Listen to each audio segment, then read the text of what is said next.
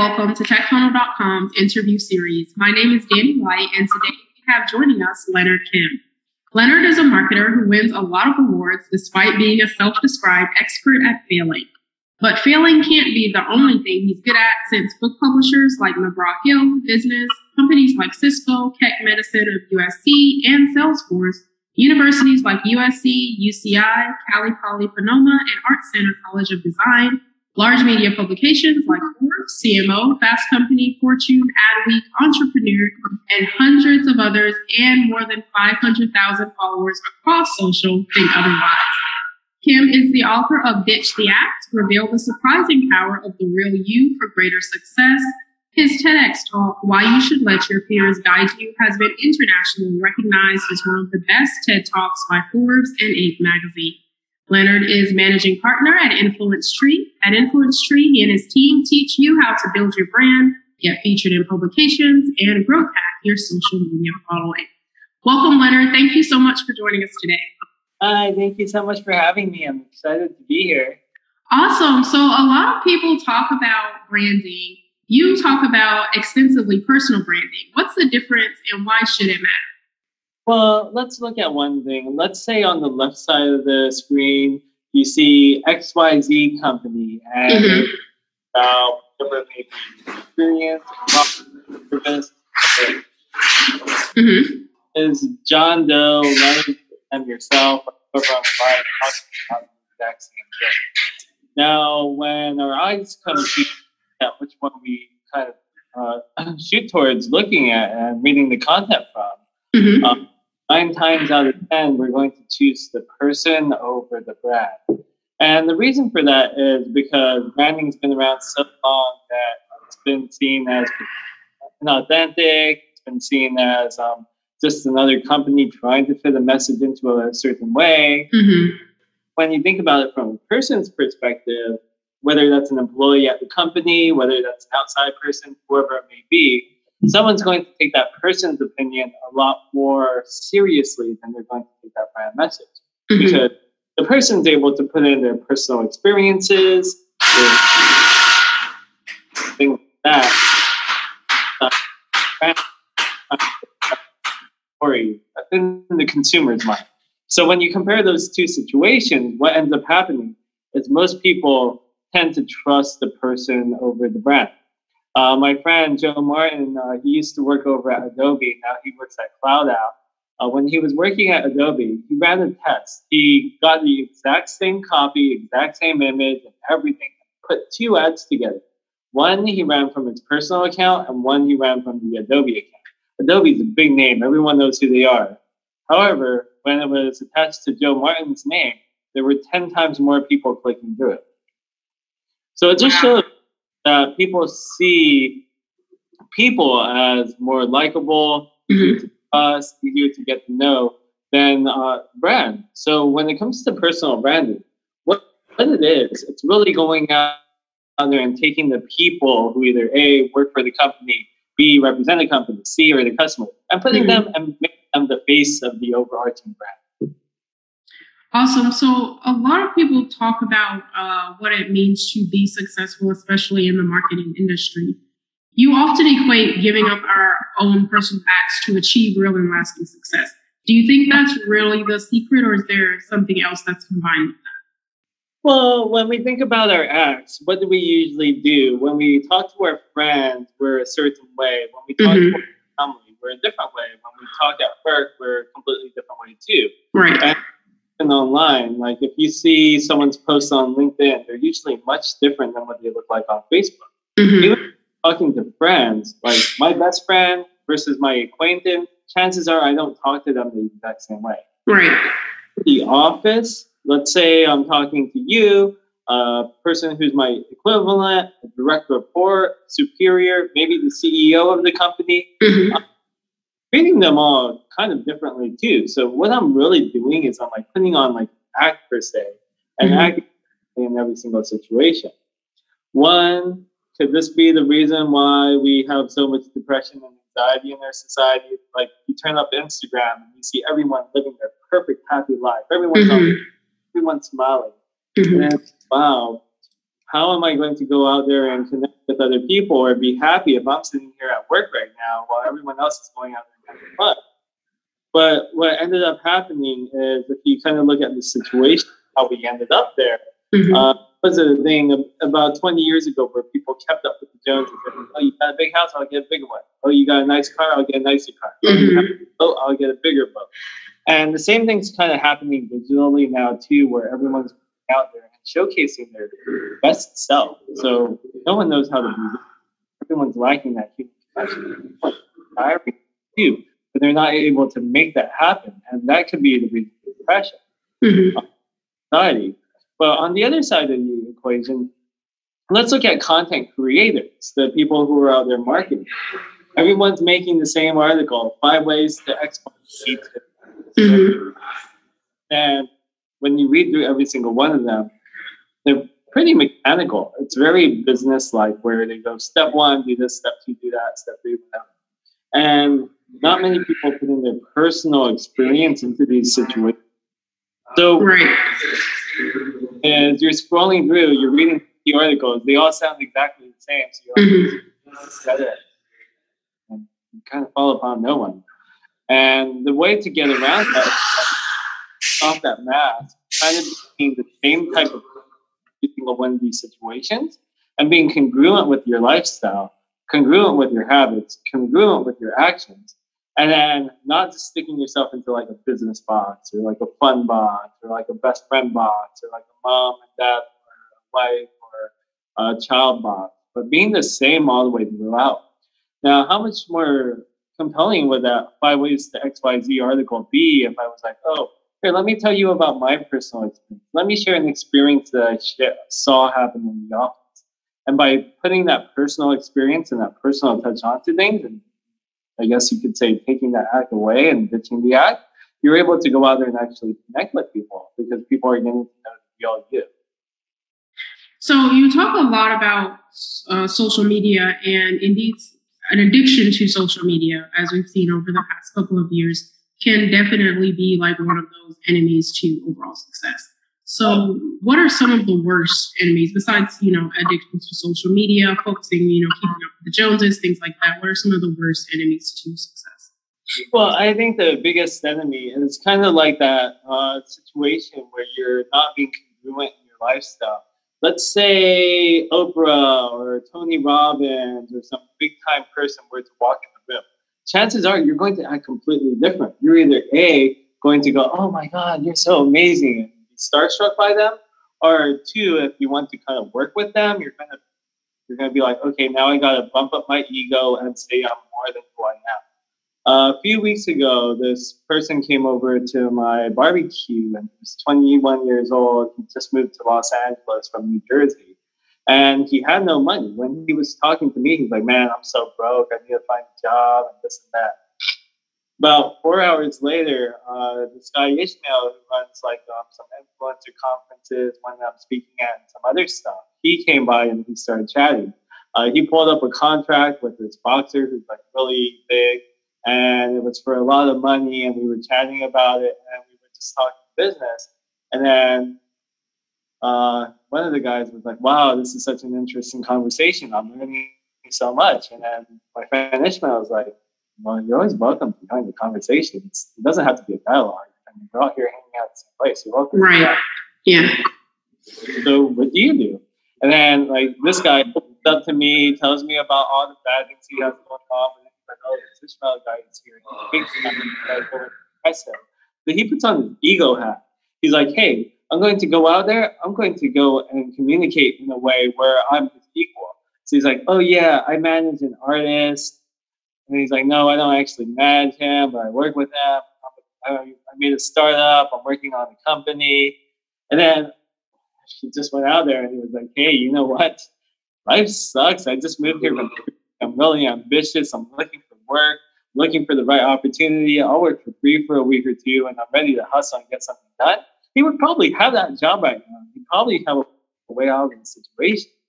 But that ego kind of got in the way. And I think one of the things that we do is we get in our own way, especially when it comes to social media, where we try to portray ourselves to be better than what we are. And that's why any of those Instagram posts where everything looks amazing. It's like you can go out there and be real and kind of take that mask off and hold true yourself. You have the ability to really go out and connect with others at a deeper level. And when put yourself, what's going to take you to your ultimate success in life, it's not going to be having 5 million followers. It's not going to be having $10 million in the bank. It's not any of these superficial things that we think it is. It's the camaraderie that we build between one-on-one relationships and having those deep relationships where people treat you like their best friend, where people are there for you in your time of need. When they're seeing an opportunity and they're opening up their doors and saying, hey, I got this opportunity for you. I want you to join in. Absolutely. So what are some of the primary roadblocks to our influence? Indeed, that lack of inauthenticity in our relationships, in our engagement with other people. Like you talked about, that ego hat we tend to put on does tend to block our own influence that we could have with other people. What are a couple of the other roadblocks that tends to block our influence? Well, one of the things that we've turned into is a society where it's like, hey, I'm going to do this for you, you do this for me, or I'll do this, or the other way around, you do this for me, I'll do this for you. And we've turned into this extremely transactional society. Everyone wants to deny it, but the truth is, it's like, hey, everyone's asking for favors, everyone is asking for money, everyone is asking for absolutely some way or form, and that gets tiring. People are sick of it. Like, if I asked you for a favor right now, do you really want to go and do it? I hope so. I mean, like, let's say I was on the street and I asked you for something. You'd probably be like, why are you asking me for another thing? Yeah. Mm-hmm. A lot of people stick with that transactional mindset. They put that hat on where they're like, I got to keep being transactional with everything I'm doing. I just started a business. I'm selling a product. I need to make sure how to make this relationship transactional. But what if you could flip it around? What if instead you could go out there and give to others? You could give your all, help them, provide advice, not want anything in return. And let's say you go out there and do this for a year. You might have like 20,000 strong connections out there in the world, know who you are and know that you're a giving type of person. So when you come back and ask, maybe hundreds of them will be willing to reciprocate. Right. You do this 3 years later, then that number could be like 100,000. Let's say you end up it's like 5 or 6 years later, that number could be 500,000. And then when people see that you're the giving type of person, they get to know you, they get to like you, they enjoy your company, and you kind of become friends with them. But it's that time when you didn't need to go out and actually ask them for help, you could draw in the masses. Like, and on February 15th, I finished writing the book. And what day is in April? And by like April 10th, we already picked up 35 quotes and blurbs from big people leaving testimonials for the book. Oh, wow. Congratulations. Thank you. And the cover is not even done yet. It's not even edited. It's not even on Amazon. Like, that all happens in like May and everything. But before that all happened, like, so many people are coming out of the woodwork saying, you know what? You've helped so many people, Leonard. I'm willing to help you and have your full support for this. That's awesome. So speaking about the book you have coming out with Ryan Foland, just tell us a little bit more about what Ditch the Act is about. So I kind of covered it a little bit with stating how there's all these different personalities that we kind of have. Another side of it is when we look online, we see only the positive, but we see none of the negative. So let's say every single post that you put up is of a happy situation, and you just got a divorce, you just lose your job, you just lose $1 million, something tragic happens, and you go and share it. It looks like you're having a breakdown, a midlife crisis. So what we kind of do is we have 5 levels of exposure, starting from 1 all the way up to 5. 1's like, oh, I spilled something on my t-shirt, I spilled coffee, this sucks. All the way to level 5, which is like the things you shouldn't talk about, like sex, religion, and politics. But it kind of helps helps you get into the format where you're used to sharing little tiny level 1 exposures first. So you kind of get in the habit. So if you're one day showing a great picture of, oh yeah, this is a great vacation I went on, and another day you're showing a picture of you spilling coffee on your shirt, kind of get the equivalent of that real life image that we're all living. Right. Kind of builds a little bit more congruence into everyone's lifestyle. And when that happens, when you do have something tragic that happens where you really do need the support from others, you really do need the help, go out there and share it so other people are coming to your aid and supporting you. You're not pushing people away. They already know that this authenticity and vulnerability is something you have. Like everyone kind of goes out there and preaches about the importance of authenticity and vulnerability. No one really shows anyone how to. Absolutely, yeah. So it's basically a how-to guide on how to do that. Plus, it shows you how to build that all the aspects of with your job, your business, your career, whatever it may be. Like whatever you want to do, how this translates into real life. You watched that TV show Billions? Yes. Did you see the last episode? I don't think I'm done with it yet. So you're not going to give any spoilers. Kind of this entire concept of like ditching the act. There's a situation where someone in the show, not going to say who, they encounter a situation where they could either give up, walk away, or they could ditch the act and own something. Correct, yeah. Something great happens after it. And like when I did my studying about like all this research up to this point from personal experiences, interviewing other people, and the history of what's happened with like presidential candidates and things like that. Like, I think about 8 years ago, somewhere around there, George Bush ran for president, or no, that was 12 years ago. George Bush ran for president, and one thing that almost cost him his entire election was his DUI. About it. He tried to hide it. He tried to bury it. And the media said, oh, George Bush is such a horrible person. He's got this DUI. And it almost cost him everything that he's worked his entire life to have. Life almost was ruined by something that he tried to bury. On the other hand, Barack Obama, even though he did have a lot of problems getting into office just because of ethnicity and things like that, he didn't have a difficult situation with things in his past because, like, one day someone asked, "Hey, Obama, did you ever do like drugs before, like this or that?" And he's like, "Yep." And then because he was in front of it, no one used that against him. That didn't any type of detriment on his election. Imagine if he took it the other way around, and 6 months in or 3 months into his campaign, someone was like, "Oh, Obama, here's a picture of doing this." Destroy his campaign.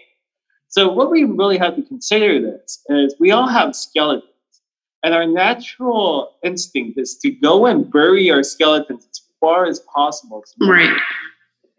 But what happens when you bury all your skeletons? Everyone else can use them against you. Yes, absolutely. Now imagine if you took all your skeletons out of the grave and put them out in front of you and all around you. They were just out in the world. Say someone said, "Hey, that thing that you did in 10th grade, that was a horrible thing. Let's use that against you." Like, here's the article I wrote about it. Right. Fine. You reduce people's power to use different things against you when you just absolutely be honest and transparent about, because everyone has issues, right? Everyone has things that they have dealt with in their past or that they are dealing with. And to hide them is to deny the fact that we're human, basically, and that we do mess up. So, yeah, definitely, I am eager to read the act. And then on the other side of it, like if you think about like how you build relationships with other people, okay, being second, third, or fourth, and saying, "Oh yeah, something similar happened like that to me." Right. Like but then who wants to go out there and be first? That's like ever, because what Brene Brown says is the first thing that I look for in you is that authenticity and vulnerability, but it's the last thing that I'm willing to share. Absolutely.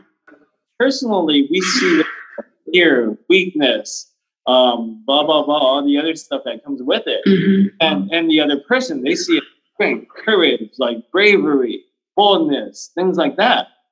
So when we flip it around and if we just look at how others react to these types of situations, that builds radical candor and gives you the ability to build massive networks of trust extremely fast.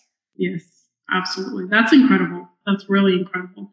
I did read Brene Brown's books and watched her TEDx talks, and it's amazing how people will come around the fact that shame and guilt, as she's a shame researcher, people tend to put up that wall when she says that.